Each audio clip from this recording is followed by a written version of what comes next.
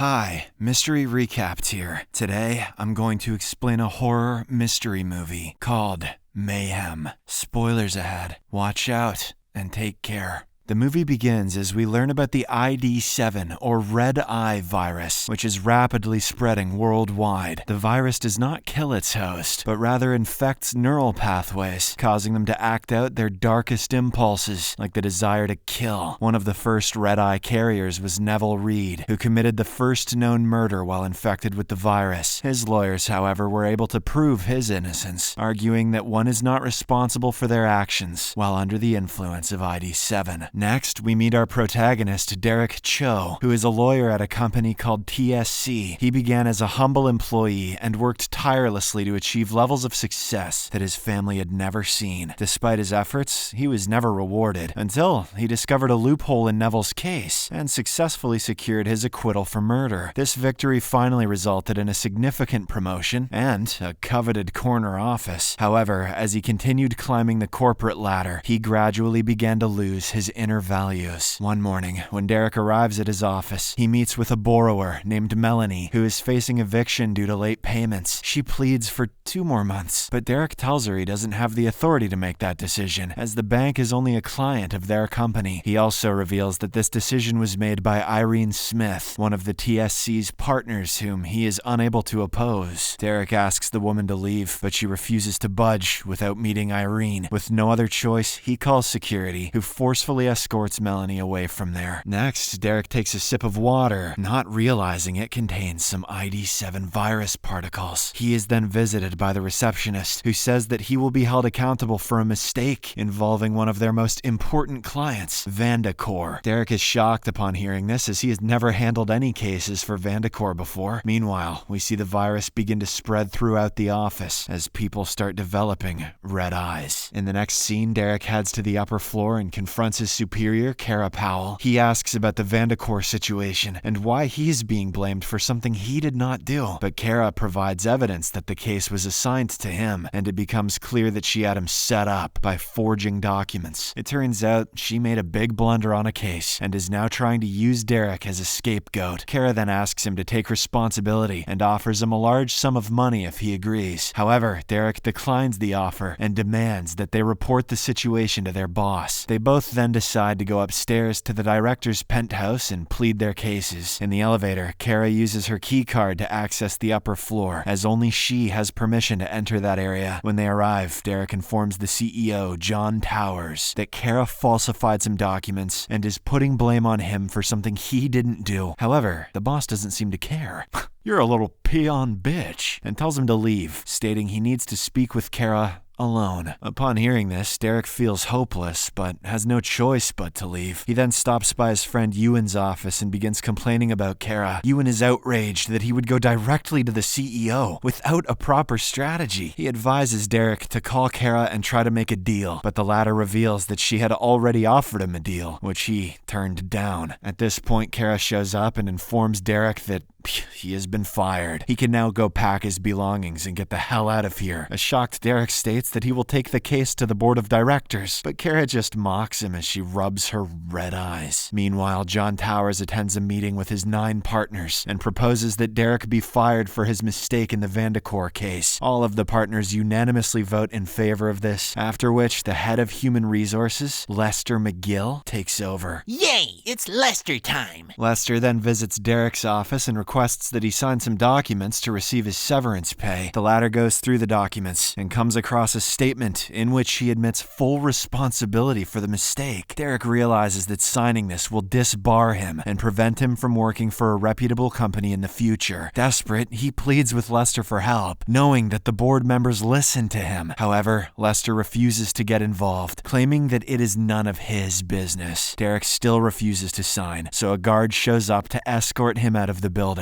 At this moment, a SWAT team shows up outside and quarantines the entire building. This means that Derek can't leave, and neither can anyone else. The head agent then video calls John's meeting office to inform him that the ID7 virus has been detected in the building. Therefore, an antidote has been released into the building's ventilation system, which should eliminate all traces of the virus within 8 hours. The agent further announces that no one is permitted to leave, and the building is now officially quarantined. Everyone everyone is advised to stay calm, as the infected individuals will exhibit violent behavior and drastic mood swings. Meanwhile, inside the building, all the employees begin to act aggressively and randomly attack each other. Derek then decides to take advantage of the situation and visit the penthouse floor to meet with the board of directors. However, as soon as he enters the elevator, he is dragged outside by security officers. The security head, Colton, then begins brutally beating him up. It turns out John sent the security team because he suspected Derek was coming to kill him. The lawyer tries to explain that he just wanted to beg for his job back, but Colton doesn't believe him. At this moment, Ewan bursts onto the floor and tries to help his friend, but unfortunately, Colton shoves him against a wall and his head is impaled on a nail, killing him instantly. Derek is devastated by the turn of events, but before he can do anything, Colton knocks him out with brass knuckles. Sometime later, he wakes up in his storeroom and notices that Melanie is also there. She immediately smacks him in the face. Smack. And the lawyer responds with his own blow. After a brief scuffle, Derek suddenly suggests they join forces and head to the penthouse together. He claims that she will find Irene Smith there, the woman who evicted her. Melanie initially refuses to trust him, but after careful consideration, she decides to take the chance. Next, Derek gets to work and improvises a makeshift telephone using a rope, a board, and a phone. He then contacts Vandecor's director and also includes John in the conference call. During the call, Derek exposes the truth about how his company mishandled Vandecor's case, costing the client millions of dollars. He also describes how his superiors refused to accept responsibility and instead used him as a scapegoat to cover it up. After hearing all of this, the director of Vandecor becomes enraged and immediately terminates the partnership with TSC. He tears down the contract paper during the video call before finally hanging up. This infuriates John, so he orders a group of security officers to kill Derek immediately. However, our hero has already anticipated this beforehand. As soon as the guards enter the storeroom, Melanie distracts them and Derek knocks them out. The duo then arms themselves with various tools as makeshift weapons and begins their journey upstairs. Derek explains to Melanie that they can only get into the penthouse with a special key card because the elevator operator is not giving out codes. Their plan requires them to first go to Lester. and take his key card to reach Kara's floor. They will then need to obtain her key card, which will finally allow them access to the penthouse. Soon enough, the duo reaches the 6th floor, and Melanie tries to shoot Lester with a nail gun. He deflects the attack and quickly locks himself inside his office, but an enraged Derek kicks down the door. The duo then demands that Lester turn over his key card, and he seemingly obliges. But seconds later, he pulls out a pair of scissors from his pocket and stabs Derek in the hand. He then turns his attention to Melanie and tries to kill her. It appears that Lester's about to succeed, but at the last moment she grabs a circular saw and tears through his body. Before heading upstairs, Derek sends John a video of Lester's dead body and warns him that he'll be next. This terrifies the boss, so he immediately calls Kara to inform her that Derek is on his way to her office. He urges her to destroy her keycard to prevent him from reaching the penthouse. Kara initially refuses, as it is her only trump card, but when he offers to make her a partner, she readily accepts. However, as she hangs up the phone, she starts to have second thoughts. She then gives the keycard to her assistant Meg and instructs her to hide it somewhere without telling her the location. In the meantime, John sends out a message to all staff and offers $450,000 to anyone who can kill Derek. Not long after, the duo arrives at Kara's floor, where she has already assembled a team of employees to protect her. Kara and Meg then run away, while Derek and Melanie start fighting the employees. After a long and bloody battle, the duo manages to eliminate all of the employees. They then enter Kara's office and demand the key card, which she refuses to give at first. However, when Derek moves closer to kill her, she has no choice but to comply. Kara then summons Meg and asks her to give her back the key card. The assistant agrees, but soon reveals a burnt piece of plastic, which shocks everyone. Meg explains that the upper levels had already suspected Kara would betray them, so they offered her a promotion in exchange for destroying the key card. This revelation sparks a heated argument between the two women, which ultimately ends when Meg kills Kara with a pair of scissors. The scissors in this place are OP.